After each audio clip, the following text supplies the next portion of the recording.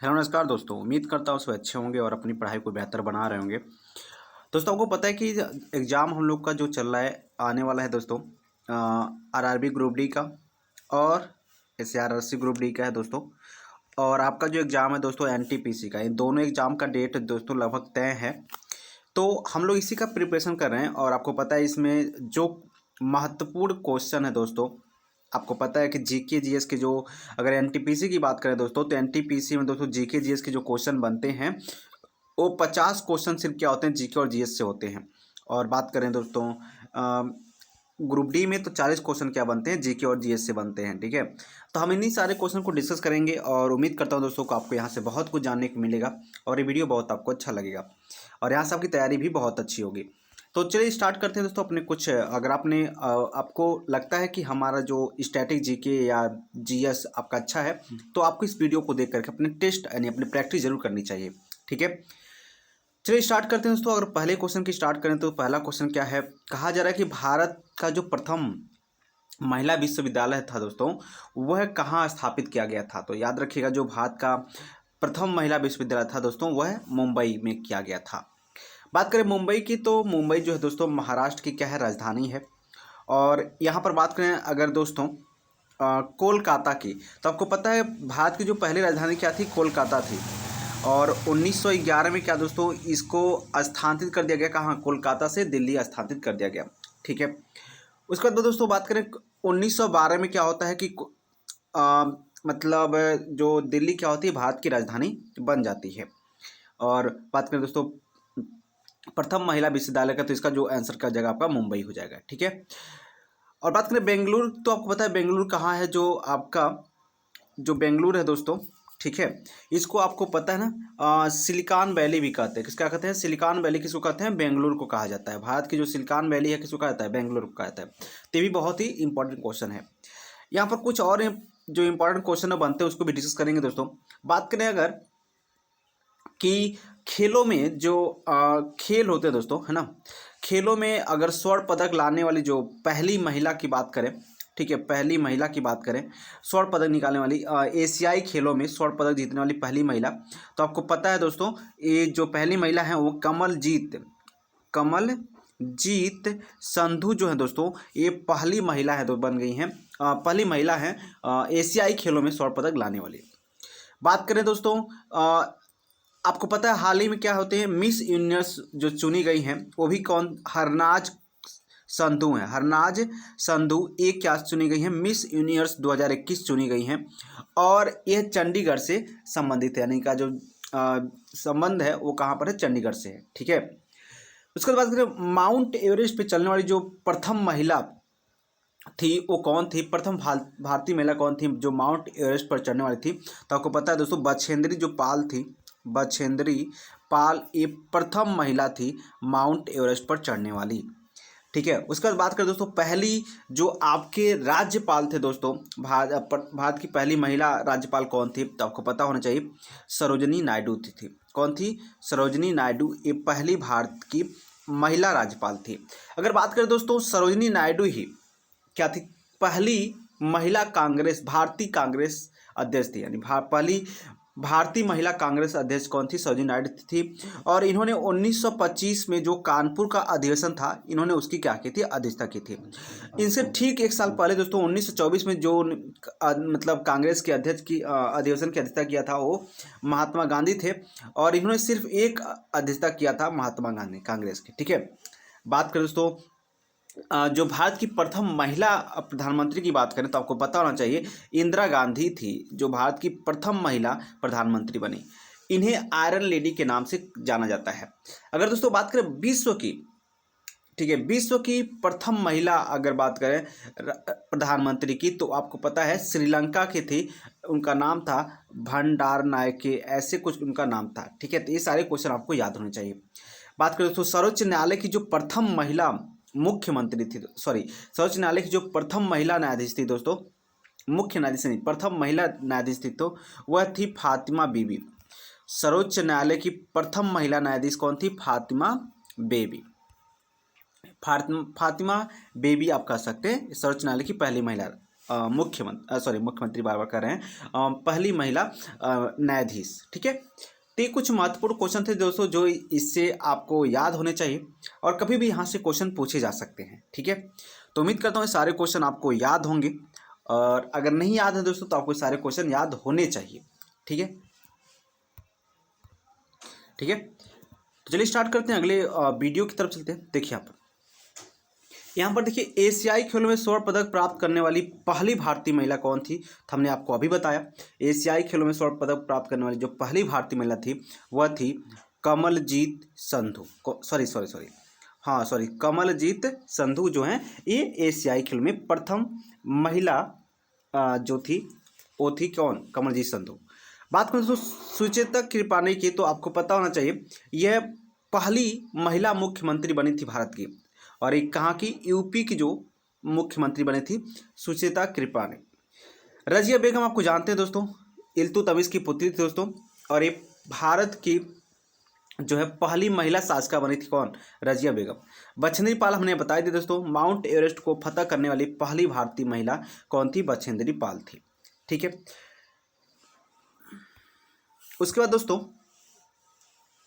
आगे चलते हैं और अगले क्वेश्चन को देखते हैं कि अगला क्वेश्चन क्या कर रहा है। विश्व की प्रथम महिला प्रधानमंत्री हमने आपको बताया अभी, जो एस भंडारनायके हैं, ये श्रीलंका की हैं। विश्व की पहली महिला प्रधानमंत्री थी एस भंडारनायके। ठीक है, तो उम्मीद करता हूँ दोस्तों ये सारे क्वेश्चन आपको पते होंगे, और अगर नहीं पता है तो फिर भी आपको ये याद हो जाना चाहिए। ठीक है, आगे चलते दोस्तों अगले क्वेश्चन को देखते हैं।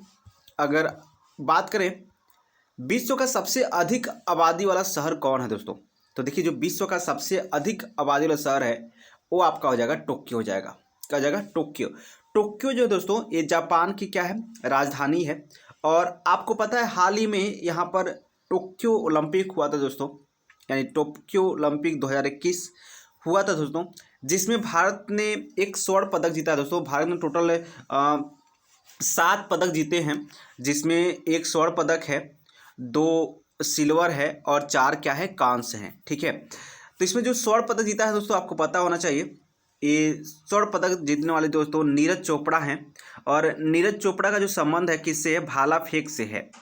और आपको पता होना चाहिए कि यह 7 अगस्त को इन्होंने क्या किया था? ये कारनामा किया था, और इसलिए भारत सरकार ने 7 अगस्त को भाला फेंक दिवस के रूप में मनाने की घोषणा की है। ठीक है, बात करें दोस्तों अगर टोक्यो में, तो आपको पता है टोक्यो में एक,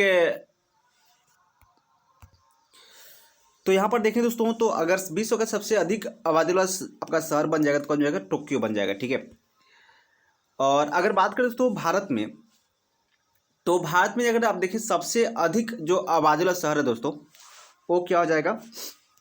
वो आपका हो जाएगा मुंबई। मुंबई जो है दोस्तों भारत का सबसे अधिक आबादी वाला शहर है। ठीक है, चलिए फिर आगे चलते हैं और अगले क्वेश्चन को देखते हैं कि अगला क्वेश्चन क्या कर रहा है दोस्तों। यहाँ पर देखिए नीति आयोग, जो नीति आयोग का मतलब आयोग कब बनाई गई दोस्तों, ऐसा कहा गया क्वेश्चन में। तो नीति आयोग आपको पता है दोस्तों, नीति आयोग का जो इससे पहले का नाम था वो था योजना आयोग। कौन था? क्या था? योजना आयोग। और जो योजना आयोग का दोस्तों गठन हुआ था यह हो गया था 1950 में। इसका काम क्या था दोस्तों? इसी योजना आयोग का काम था दोस्तों पंचवर्षीय योजनाओं को तैयार करना।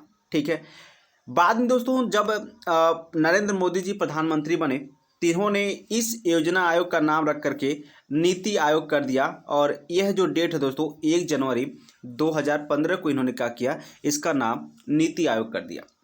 और आपको पता होना चाहिए दोस्तों जो नीति आयोग के अध्यक्ष होते हैं वो खुद क्या होते हैं? प्रधानमंत्री होते हैं। अध्यक्ष कौन होते हैं भाई? खुद प्रधानमंत्री होते हैं। और अगर बात करें दोस्तों नीति आयोग के उपाध्यक्ष की बात करें तो पहले जो नीति आयोग के पहले जो उपाध्यक्ष थे वह थे दोस्तों अरविंद पनगड़िया। जो अरविंद पनगड़िया थे दोस्तों, अरविंद पनगड़िया, यह दोस्तों नीति आयोग के क्या थे? पहले उपाध्यक्ष थे। ठीक है, अरविंद पनगड़िया नीति आयोग के क्या थे? पहले उपाध्यक्ष थे। बात करें वर्तमान में जो नीति आयोग के उपाध्यक्ष हैं वो कौन है? तो वर्तमान में राजीव कुमार जी हैं दोस्तों। राजीव कुमार जो हैं यह क्या है? नीति आयोग के उपाध्यक्ष हैं। तो ये सारे क्वेश्चन जो इम्पॉर्टेंट दोस्तों आपको इससे क्वेश्चन देखे जाते हैं दोस्तों, कभी भी यहाँ से क्वेश्चन। अच्छा देखिए, जो नीति आयोग है दोस्तों, यह क्या है, एक असंवैधानिक संस्था है दोस्तों, असंवैधानिक संस्था है दोस्तों, यानी जिसका संविधान में कोई जिक्र नहीं होता दोस्तों, उसको बोलते हैं असंवैधानिक संस्था कहा जाता है। ठीक है, तो उम्मीद करता हूँ दोस्तों ये सारे क्वेश्चन आपको समझ में आए होंगे और यहाँ से आपको बहुत कुछ सीखने को भी मिले होंगे। चलिए आगे चलते हैं और स्टार्ट करते हैं दोस्तों। भारत में राष्ट्रीय आय की गणना के लिए सर्वमान्य प्रमाणित संस्था कौन है दोस्तों? तो कौन है दोस्तों जो राष्ट्रीय आयोग की गणना करता है? तो बात करें दोस्तों, जो राष्ट्रीय आयोग की गणना करने वाला जो संस्था है दोस्तों, उसको बोलते हैं केंद्रीय सांख्यिकी संगठन। जो केंद्रीय सांख्यिकी संगठन है दोस्तों, यह क्या करता है, राष्ट्रीय आय का क्या करता है, गणना करता है। ठीक है, सबसे पहले दोस्तों राष्ट्रीय आय की गणना किसने किया था? दादा भाई नौरोजी ने किया था, सबसे पहले राष्ट्रीय आय की गणना किया था। ठीक है, बात करें दोस्तों, इसका जो मुख्यालय वो कहाँ पर है? नई दिल्ली में। मुख्यालय कहाँ पर भाई? इसका मुख्यालय है नई दिल्ली में। और बात करें दोस्तों इसकी स्थापना का, तो इसका जो स्थापना हुआ था 2 मई 1951 में क्या हुआ था? इसका स्थापना हुआ था। तो कभी भी यहाँ से क्वेश्चन पूछ सकता है दोस्तों कि केंद्रीय सांख्यिकी गठन संगठन का मतलब मुख्यालय कहाँ पर है? नई दिल्ली में है। स्थापना कब हुआ? 2 मई 1991 में हुआ। और यह क्या करता है? यह राष्ट्रीय आय की गणना करता है। तो उम्मीद करता हूँ ये सारे क्वेश्चन अभी आपको समझ में आ गए होंगे। ठीक है, चलिए आगे चलते हैं दोस्तों और स्टार्ट करते हैं अगला क्वेश्चन। अगर अगले क्वेश्चन की बात करेंगे आप, तो देखिए यहाँ पर कहा जा रहा है रक्त में ग्लूकोज की मात्रा को नियंत्रित रहता है, मतलब नियंत्रित, रक्त में जो ग्लूकोज की मात्रा है नियंत्रित रहता है। कैसे नियंत्रित रहता है, यानी इसको कौन नियंत्रित करता है? ठीक है, बात करें दोस्तों इसमें, तो रक्त में जो ग्लूकोज की मात्रा होता है उसको अगर नियंत्रित करने का काम जो करता है दोस्तों, इंसुलिन करता है। कौन करता है? इंसुलिन करता है। तो इसका आपका राइट आंसर क्या बन जाएगा? इंसुलिन बन जाएगा। ठीक है, बात करें दोस्तों इंसुलिन की कमी से होने वाला रोग क्या है दोस्तों? तो मधुमेह है, जो इंसुलिन की कमी से होने वाला रोग है। ठीक है, आपसे क्वेश्चन सीधे पूछता है कि इंसुलिन की कमी से होने वाला रोग क्या है दोस्तों, तो है मधुमेह है। ठीक है, और इंसुलिन जो है दोस्तों यह स्रावित कहाँ से होता है? तो आपको पता है ये अग्नाशय से होता है। कहाँ से होता है? अग्नाशय से। तो क्वेश्चन ये भी पूछता है कि इंसुलिन का स्राव कहाँ से होता है? तो अग्नाशय से होता है। अग्नाशय में एक कोशिका पाई जाती है, बीटा कोशिका। ठीक है, जिससे क्या होता है? इंसुलिन का स्राव होता है। बात करें दोस्तों अग्नाशय की, तो ये सबसे बड़ी अंतःस्रावी ग्रंथि होती है।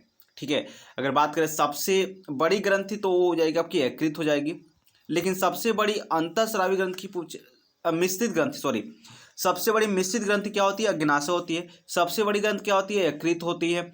अगर सबसे जो आपका एक मतलब यहाँ से यकृत में जो मतलब ये जो रस का स्राव होता है दोस्तों, पित्त रस का स्राव होता है। तो क्वेश्चन पूछता है कि पित्त रस का स्राव कहाँ से होता है? तो होता है यकृत से होता है।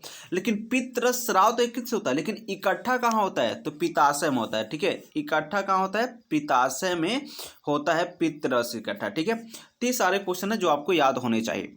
उसके बाद बात करें दोस्तों, सबसे बड़ी ग्रंथि आपका यकृत हो गया, सबसे बड़ी मिश्रित ग्रंथि क्या हो गया? अग्नाशय हो गया, और सबसे बड़ी अंतःस्रावी ग्रंथि जो है दोस्तों वो थायराइड ग्रंथि है।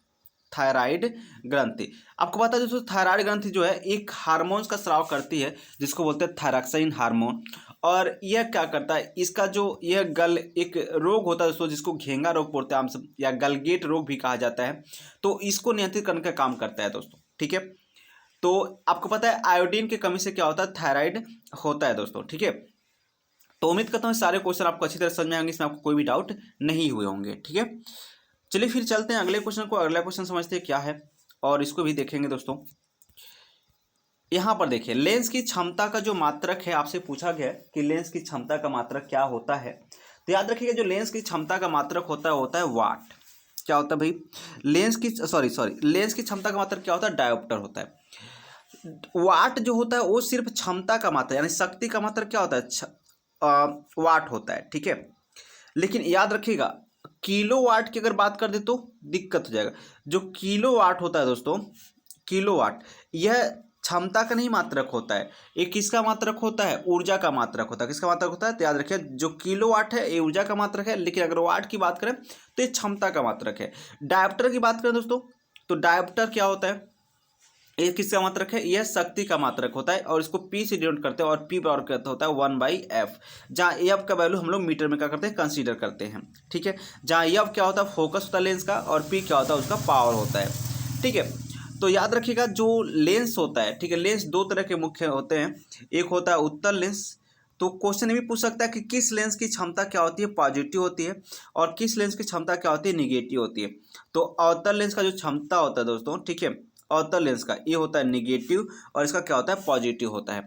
क्वेश्चन भी पूछ सकता है कि दोस्तों कि दूर दृष्टि दोष में अगर निकट, देखिए दृष्टि दोष दो तरह के होते हैं, एक निकट होता है और एक दूर होता है। कन्फ्यूज मत होइएगा। देखिए निकट दृष्टि दोष में क्या होता है दोस्तों, निकट दृष्टि दोष में ये होता है कि आपको निकट की वस्तु तो देख पाएंगे लेकिन दूर की वस्तु स्पष्ट नहीं देख पाए, और जब भी आपको दूर की वस्तु देखना होता है तो इसको अवतल लेंस का प्रयोग करते हैं। किस लेंस का, अवतल लेंस का। तो आपसे क्वेश्चन पूछेगा कि निकट दृष्टि दोष में किस लेंस का प्रयोग किया जाता है, याद रखिएगा अवतल लेंस, जबकि दूर दृष्टि दोष में किसका, उत्तल लेंस। दूर दृष्टि दोष में दोस्तों निकट की वस्तुएं हमको नहीं दिखती हैं, जबकि दूर की वस्तु अच्छी तरह से देख पाते हैं हम लोग। ठीक है, बात करें दोस्तों, अगर जो आपको दृष्टि दोष है दोस्तों, दृष्टि दोष होता क्या है, होता इसलिए दोस्तों कि इसमें जो प्रतिबिंब है वो रेटिना पर नहीं बन पाता है, रेटिना से पहले बन जाता है या तो रेटिना के बाद बन जाता है। ठीक है, क्योंकि जो भी प्रतिबिंब अगर आपको देखिए क्वेश्चन ये भी पूछ सकता है दोस्तों कि जो प्रतिबिंब होता है वस्तु का जो स्पष्ट प्रतिबिंब होता है वो कहाँ बनता है, रेटिना पर बनता है। कहाँ बनता है, रेटिना पर।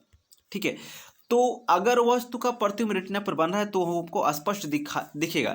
देखिए एक क्वेश्चन और पूछता है दोस्तों कि जो रेटिना होता है, ठीक है, उस पर जो प्रतिबिंब बनता है कैसा बनता है, याद रखिएगा उस पर जो प्रतिबिंब बनता है वो कैसा बनता है, वास्तविक बनता है और क्या बनता है, उल्टा बनता है। कैसा बनता है, वास्तविक और उल्टा बनता है उस पर प्रतिबिंब। ठीक है, याद रखिएगा। लेकिन देखिए अब प्रतिबिंब तो उल्टा बनता है लेकिन हम सीधा कैसे देख पाते हैं, तो देखिए जो जब प्रतिबिंब वहां पर बनता है दोस्तों, तो जो मस्तिष्क है दोस्तों ये हमको सीधे होने का क्या करता है, आभास दिलाता है। ठीक है, कि प्रतिबिंब को सीधा बनाने का काम कौन करता है, मस्तिष्क करता है।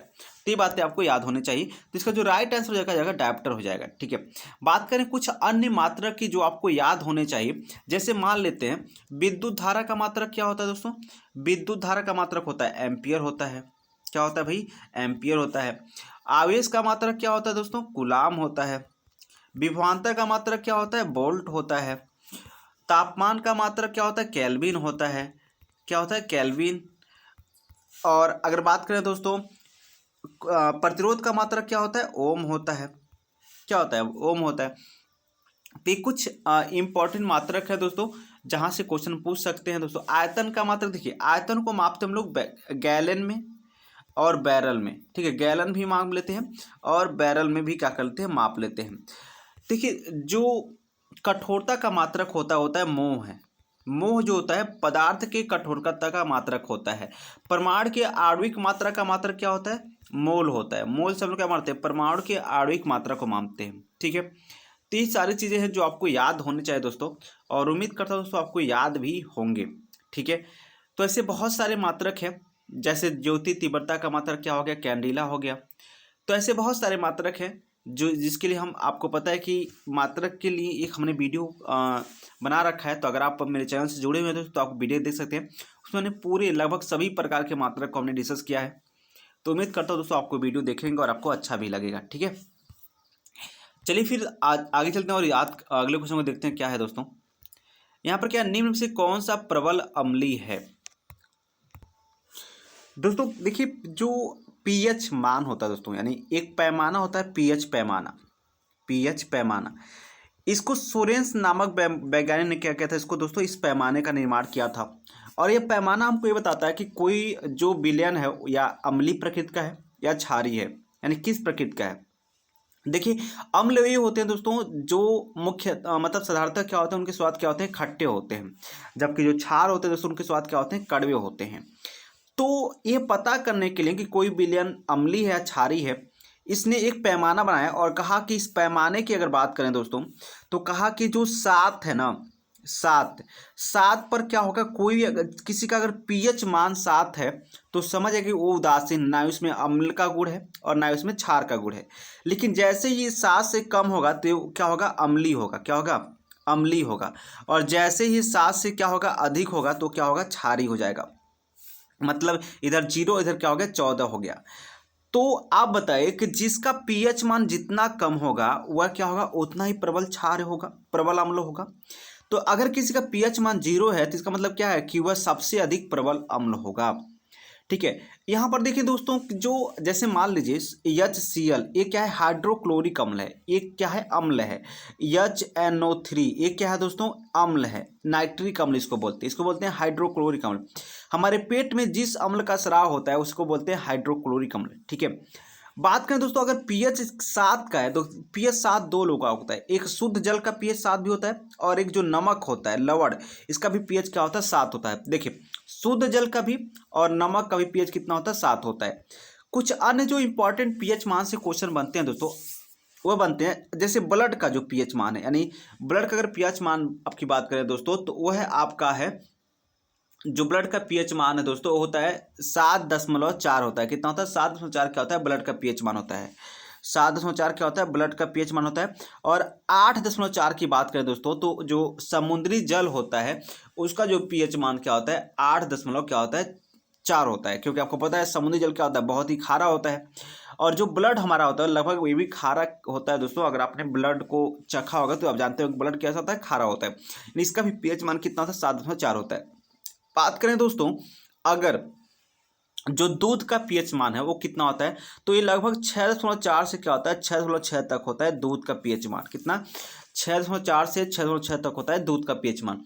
अगर बात करें तो जो शराब होता है, शराब एक भी क्या होता है, इसका पीएच, ये भी अम्लीय प्रकृति का होता है, और इसका जो पीएच मान होता है वो होता है 2.8 से लगभग 3.8 तक होता है इसका पीएच प्रतिशत। ठीक है, तो ये सारी चीज़ें हैं जो आपको याद होनी चाहिए। नींबू का होता है दोस्तों 2.2 से 2.4 होता है। नींबू का क्या होता है, 2.2 से लगभग 2.4 होता है, इसके बीच का इसका पीएच मान होता है।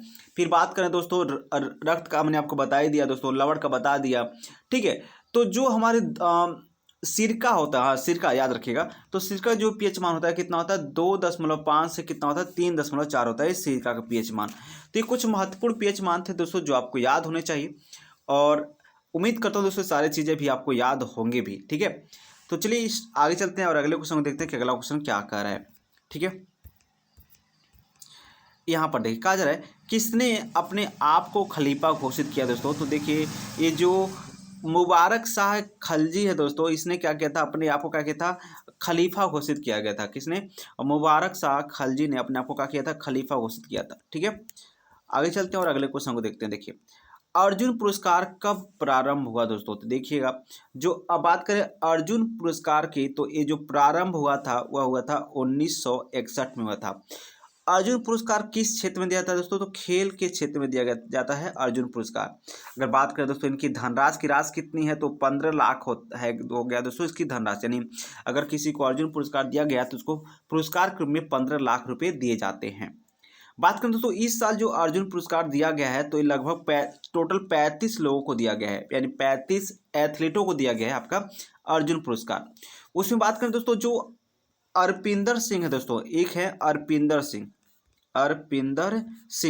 तो अरपिंदर सिंह को जो ये पुरस्कार दिया गया है वह एथलीट के लिए, यह क्या है, एक एथलीट है दोस्तों, और इनको भी ये पुरस्कार दिया गया है। किसको, अरपिंदर सिंह को दिया गया है। ठीक है, यहाँ पर दो हॉकी के प्लेयर हैं, इंपॉर्टेंट क्वेश्चन दोस्तों, एक है सिमरन सिंह और सुरेंद्र कुमार। ये दो ऐसे प्लेयर हैं दोस्तों जो जिनका संबंध किससे, हॉकी से है। तो सुरेंद्र कुमार, इन्हें भी क्या किया गया है, अर्जुन पुरस्कार 2021 दिया गया है। तो याद रखिएगा, अर्जुन पुरस्कार 2021 कितने लोगों को दिया गया है, 35 लोगों को दिया गया है।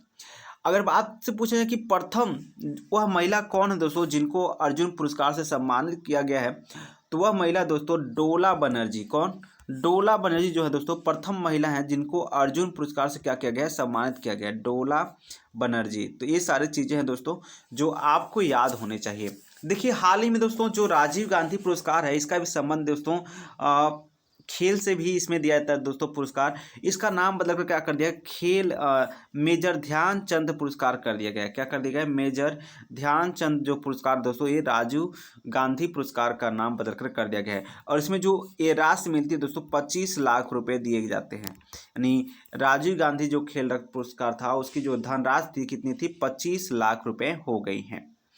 तो ये सारे क्वेश्चन दोस्तों आपको भी याद होने चाहिए, और कभी भी यहाँ से क्वेश्चन क्या होते हैं, पूछे जा सकते हैं। ठीक है, चलिए आगे चलते हैं दोस्तों, अगले क्वेश्चन देखते हैं। देखिए, आप कहा जा रहा है कि सौर मंडल की खोज किसने की थी। देखिए, जो सौर मंडल की खोज की थी दोस्तों, वह की थी कापरनिकस ने।